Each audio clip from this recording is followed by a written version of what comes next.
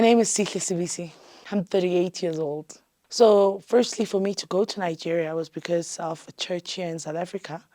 Um, the prophet of that church had shown us videos of TB Joshua, a lot of them, and he had told us that he's the spiritual son to TB Joshua. So that's how most of us ended up going to TB Joshua. And I went to TB Joshua's church, and when I got there, I thought it was just a normal visitation. Moreover, I had an ear operation, and even after the operation, I still had a bit of struggle to hear on my left side. So when I went to TB Joshua's church, it was, I mean, we've seen this man healing people. We've seen him do these miraculous things. So you go there from a point of, I'm also going to get healed. Moreover, I want to get closer to God, because this man is telling us how he is the voice of God and very close to God. So I was in Nigeria, and I was chosen amongst people at the prayer line to say I need to stay there and be an evangelist for God. And I was not asked, but I was chosen, and I was told I need to stay to be an evangelist for God. And because you are already, remember, they've created this scenario that being close to the man of God is a status quo. Being close to him is a privilege. So automatically you already infused in that vibe of, oh my God, I am the luckiest person on earth to be chosen by this man to stay in his church. And what made it comfortable by then is that I had seen other girls from all over the world, from the UK, from Singapore, from everywhere.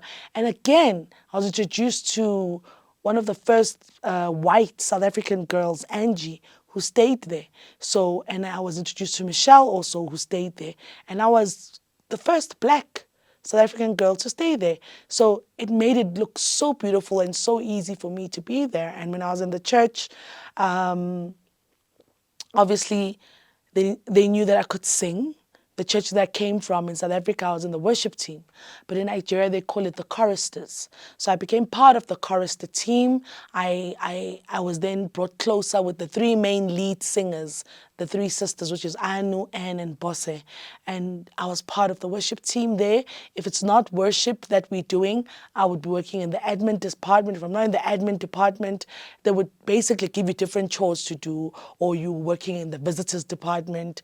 But yeah, I was there. Well, I think I was around about 20, 2021, if I'm not mistaken. And I stayed there for about, I'm not sure, about 3 to 4 years at the church, roughly three to 4 years, yeah. Well, my mom was very happy because the church from South Africa that took us there, for her, it was, your daughter is chosen, the first black South African to stay there.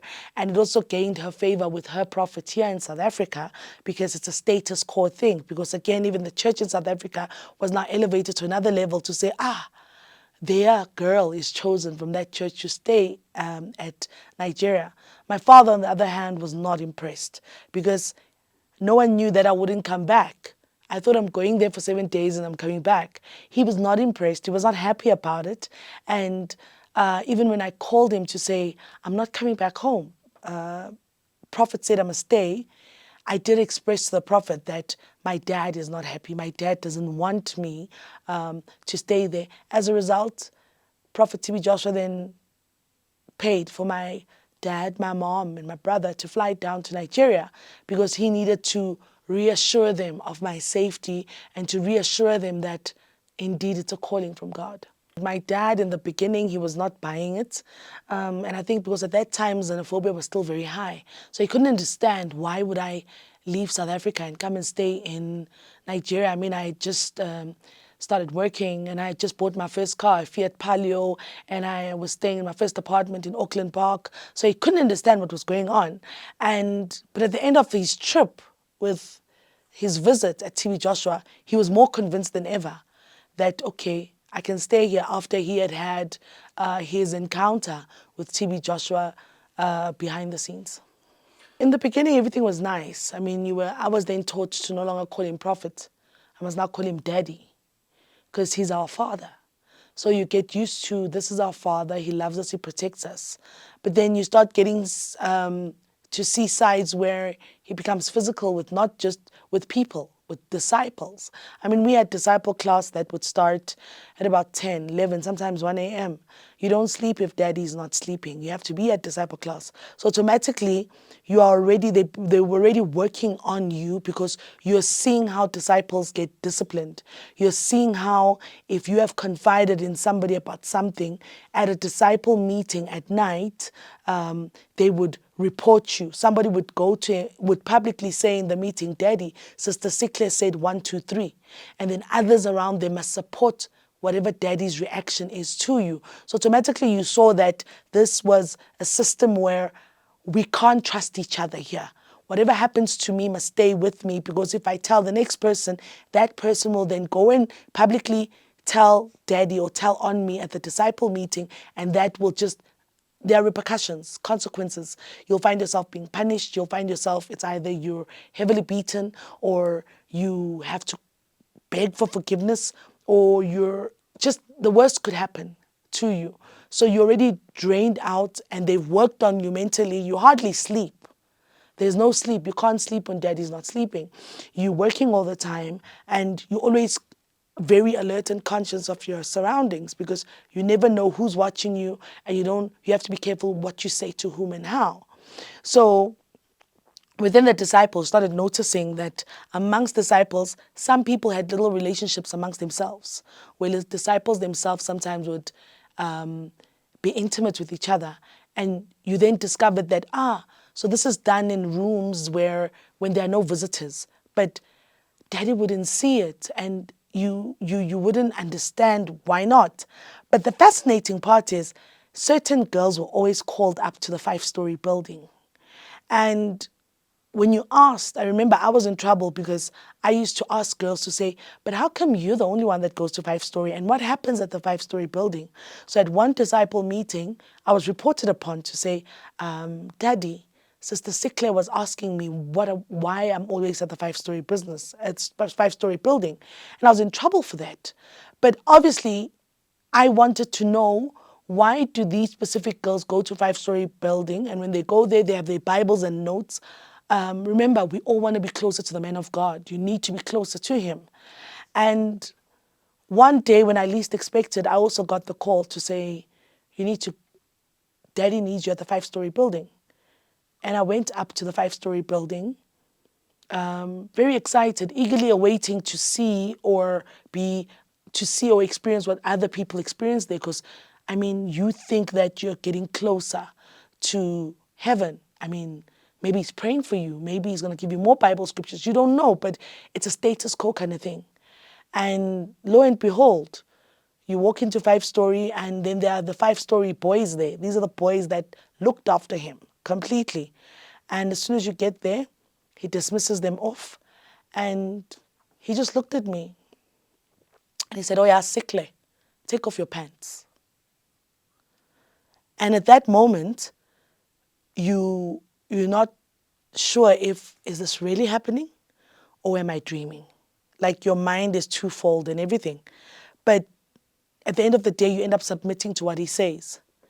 And he has your way with you. And when he's done, it's as if nothing happened, and he asks you to leave. It was never consensual because, as I say, you walk in and he says, take your pants off. And remember, you've already been worked on and broken down to a point where you don't have the capacity to think for yourself anymore. Anything you believe that's right there is what is said by daddy. If daddy said, it's true. So it was not, I can't say it was consensual. It happened. And you come out of it, and then he will tell you, now you're spiritually connected to me. And he looks you straight in the eyes and says, now you're spiritually connected to me. You're spiritually with me forever.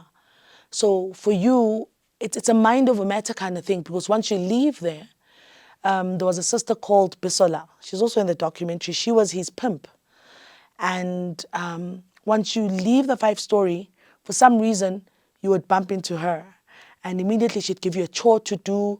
She'd basically monitor your behavior after the experience as to who you talk to, what are you doing. So automatically you kept so busy so that you literally don't even have time to tell anyone. But at the same time, who would I tell? Because already you've been introduced to the system of seeing how when you report, or I mean, when you tell somebody something, that night you're going to get reported and you're going to get the punishment that comes with it. The worst punishment I got, I was chased out of the church to sleep in the car park. Now, the car park is attached to the church building, but it's an open place where they called it a car park because that's where his ambulances and cars used to park. And I was made to sleep there for a month because I was told I'm rebellion, I'm very proud, and I needed that was done so that it could kill the flesh, it could kill my pride, because they said to die when your flesh is dead. You need to die unto Christ your flesh needs to die for Christ to resurrect in you. So I was in the car park for about a month where disciples are told, if somebody is being disciplined, you don't talk to them. You have no relationship with those people. You leave them at the car park like that. The only thing they do, if somebody gives you food, they give it to you secretly because they can't publicly be seen to be talking to you, having anything to do with you. So that's the worst form of discipline I received. I mean, you're at the car park and the only time you would pray for is for daddy to walk past, because sometimes there were so many entrances, so many passages within the synagogue. So when you see him walking past the car park, you would literally run to him and plead for mercy. Daddy, forgive me, because you want to go back in. You want to go back into the system. So he's basically trying to tame you to a limit of saying, if your flesh is not dead, you're not coming back here. Mind you, he has your passport. Where are you going to go to? Because they keep our passports. Personally, I've been talking about not just my abuse at the hands of churches, pastors, and the religious sector. Because the abuse started in South Africa at this church that took us there. Because at that church, I was chosen yet again, and I was staying in the mission house. So this pastor, same modus operandi as TB Joshua, but TB Joshua is on a higher scale because TB Joshua is the spiritual dad. This pastor had a mission house in Parktown where he kept young girls that he chose. And this is where we saw the worst atrocities ever that were happening to young girls. And I started speaking from then. But the more you speak about, oh my God, this is what I saw, this is what happened, that is when you're being silenced. Because then they would say, it's not you, it's the demon in you and you need deliverance. It's the devil in you speaking, you need deliverance, you know? And then when you get to Nigeria, the same thing happens. So automatically you think, okay, this is how life is. And unexpectedly so, you still get shocked because you're thinking, but this is the godfather of Christianity. This is the man close to God's mouth. Why would he then do this also?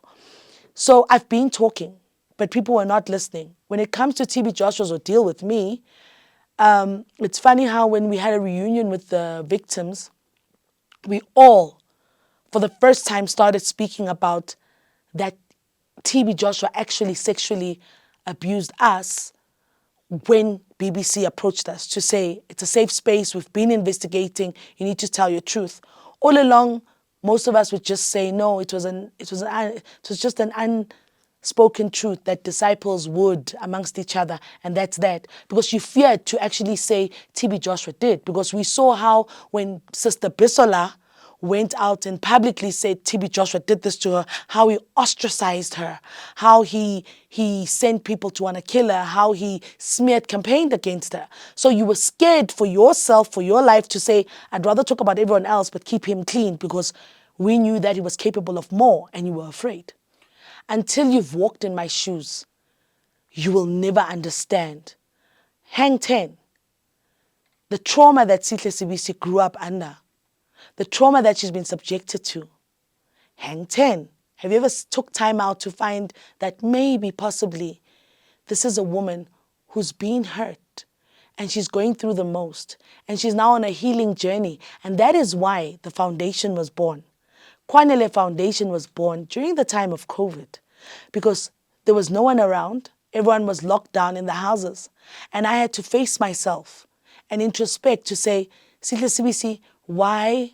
What happened to you? What happened to your life? And that's when I had to face the reality of the church hurt that I was exposed to from the age of 16. And that is when Kwanele Mfundisi started. In the beginning, it was called Kwanele Mfundisi, trying to say, this is what I went through at the hands of pastors, churches, and the religious sector.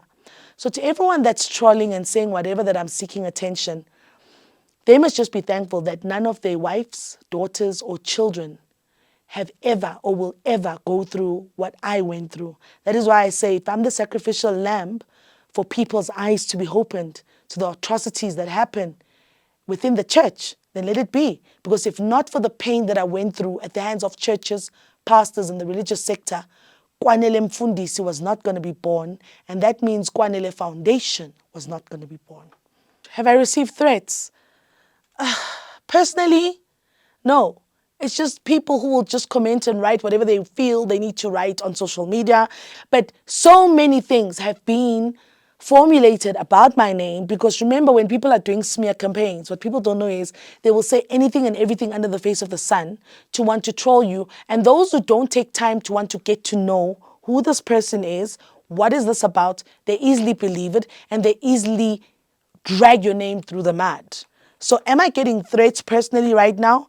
I haven't heard of any, or maybe I haven't received any, except that I'm seeing on social media where people are just writing whatever that they feel they want to write and saying whatever that they feel they want to say.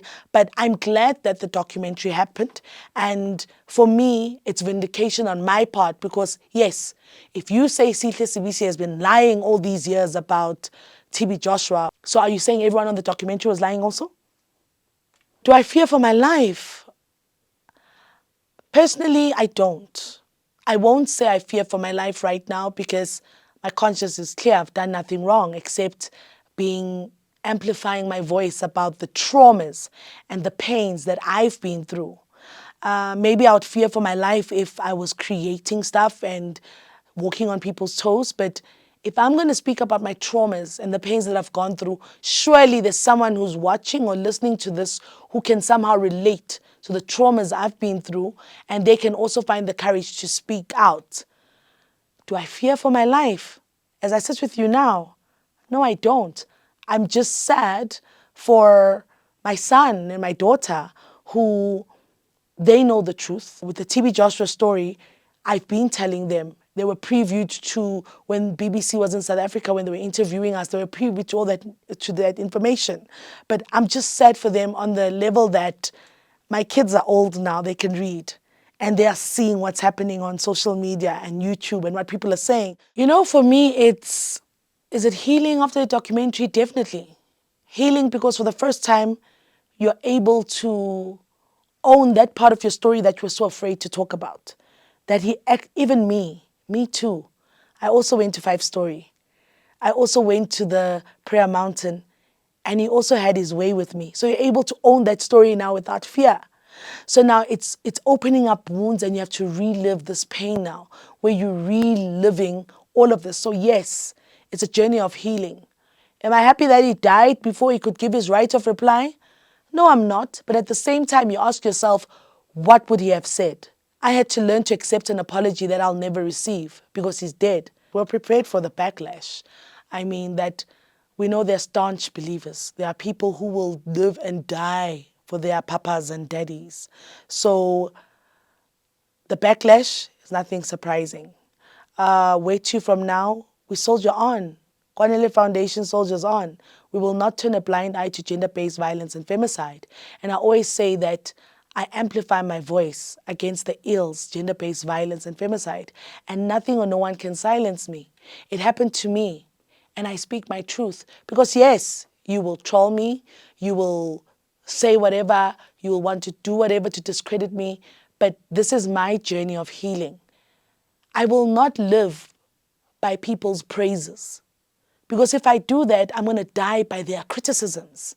I cannot do that for my sanity. So where to from now on? Kwanele Foundation soldiers on.